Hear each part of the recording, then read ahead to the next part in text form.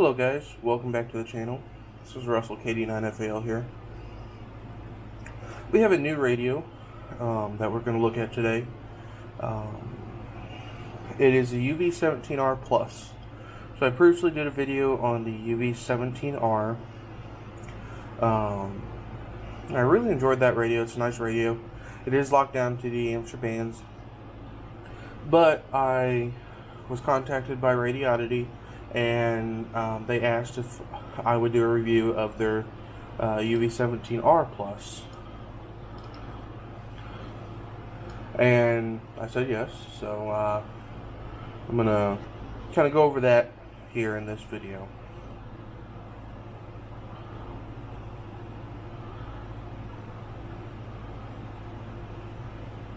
So, on the left hand side here, I have the UV-17R, and on the right, the UV-17R Plus. Cosmetically, they are the same radios. There's no physical difference between the two. We take a look at the back of this one. We can see UV-17R and the FCC ID there on the back. And then the difference with this one,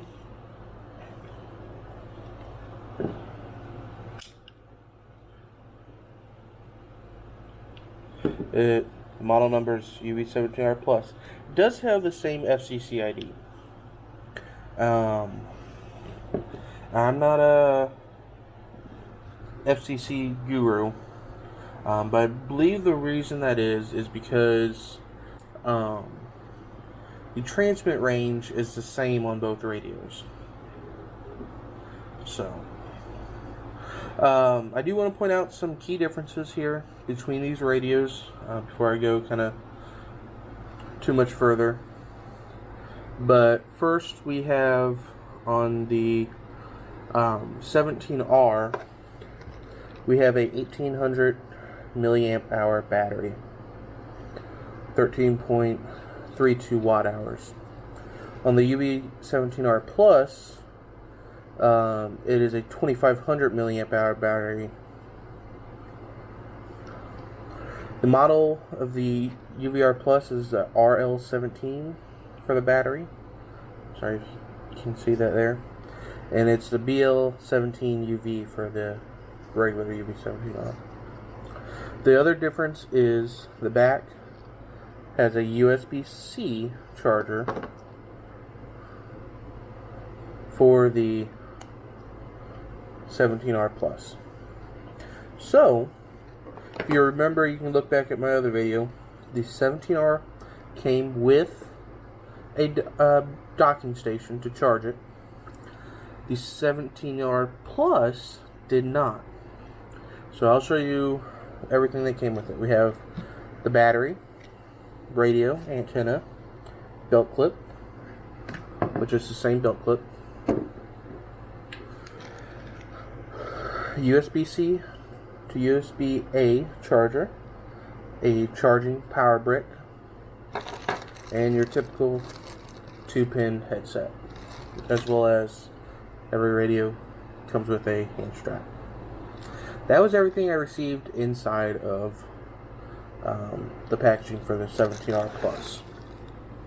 I'm not going to go too in depth because I've already done a review of the 17R, and fundamentally they are the same radio. The difference between the 17R and the 17R Plus, the 17R Plus adds some receive areas. So both of them have receiving and transmit of 144 to 148 megahertz, and then 420 to 450 megahertz. It also they also have receive of the FM band, broadcast band, 76 to 108 megahertz.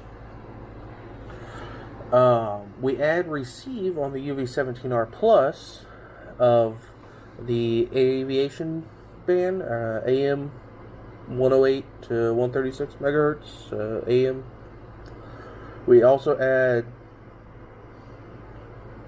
In the VHF band, we open up to the full 2 meter kind of area, 136 to 174 megahertz receive. We also add 220 megahertz receive, which is 220 to 260 megahertz.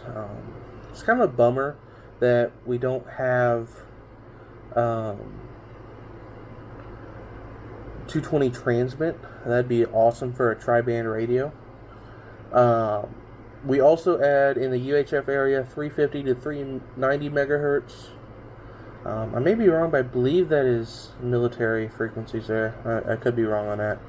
And then 400 to 520 megahertz receive. So we open up that UHF area a little bit more there. Let me hook a battery up to them just real quickly here. And you see as that powers on.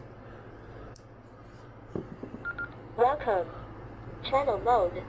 They're the same interface, so I'm not going to go in depth on that.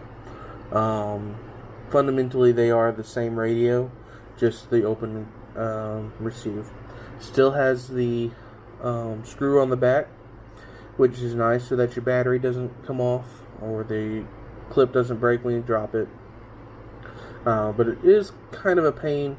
If you have multiple batteries and want to quickly switch them out, you can't do that anymore. It is nice. I like the USB-C function, and it appears that you can still drop it in a dock if you want. So that I do like that since I have the dock. That's what I'll use. But for travel purposes, I can use a USB-C to charge it if need be. For the accessory connector and programming cable, it is still a Kenwood 2-pin connector. That has not changed. That is there. We still have that GPS kind of indicator on the top. I have not found GPS on this radio. I've seen some of the other ones out on the internet that are not made by or sold by Radioddity. That does have GPS.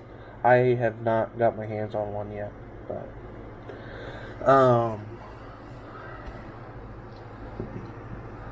let's see here.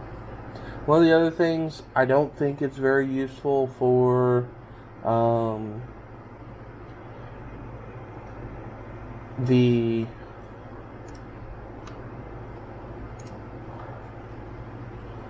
amateur area. Sorry for the pause there. Is they have a new scramble function in here. You can't run encryption or scrambling on amateur frequencies.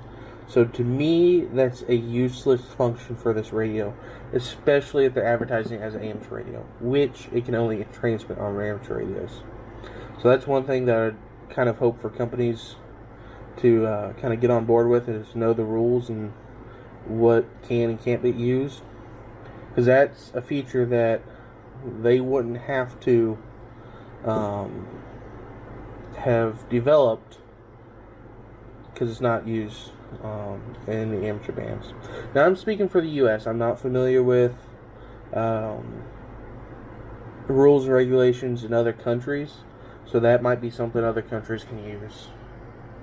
So the radio does have the weather, no weather frequencies on there. I'm just going to point out some key features that I like. It's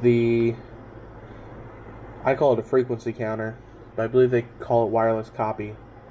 If I key up on, let me 2, 3. Frequency mode.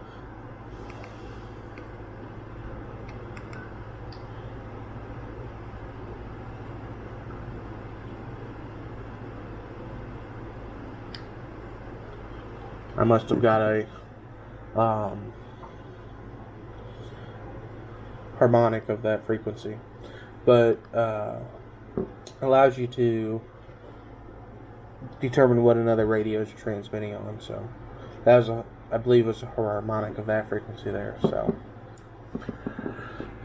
other than that, honestly, they're fundamentally the same radios. So, thanks to Radioddity for sending them out to me, and I appreciate working with them. But I would go for the 17R Plus just because of the aviation on it. That's the only kind of benefit, in my opinion. But you may have a different benefit for yourself. So, thanks for watching, guys.